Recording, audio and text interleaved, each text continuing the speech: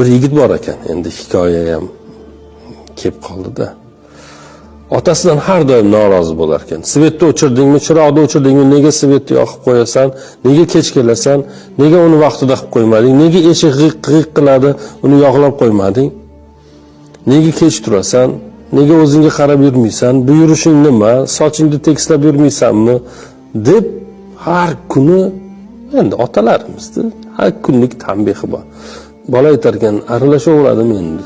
Qap-qattiq yigit bo'lib qolgan bo'lsam, mo'ylovlarim sabz bo'lib qolgan bo'lsa, bo'yim cho'zilib qolgan bo'lsa, bir kuni ish qidirib savol-javobga borish kerak bo'lib qoldi. Ish beruvchilar bir ozgina suhbat qilib, otasiga aytib, ota suhbatga boryapman bugun. Nasib bo'lsa suhbatdan o'tsam ishga kiraman desa, otasi, mayli, suhbatga borasan, boshqa qilasanmi? To'g'ri borib, to'g'ri kelgin. Besar-esa yurmagin. Qo'lingdan kelgan ishni qilgin, kelmaganini qilmagin degan ma'noda yana bir qattiqroq ota bola aytib, shu bugun ham baqiradim ya. Shu bugun menga bir yaxshi gapirsa bo'lardi, duo qilsa bo'lardi, boshqa qilsa bo'lardi deb ichidan ranjib ishga boribdi.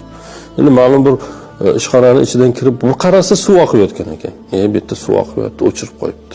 Biroz yurib qarasa, yana bir nima, uni ham tuzatib qo'yibdi. Bir qarasa bir joyda svet yonib turgan ekan.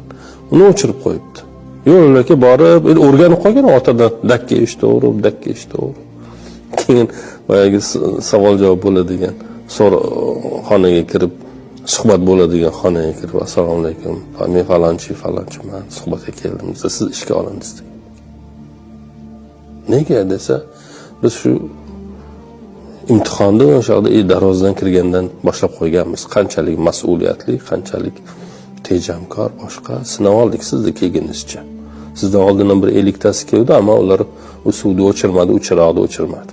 To'g'ri g'oddayib kirib keldi. Siz ularni o'chirib keldingiz. Borib bola ishga qabul qilingandan keyin otasini oyoqlariga yiqilib rahmat etgan ekan. Biz bilmaymiz-da, otalarimiz bizni qanday qilib tarbiya qilayotgan. Bilsak haddimizdan oshmaymiz.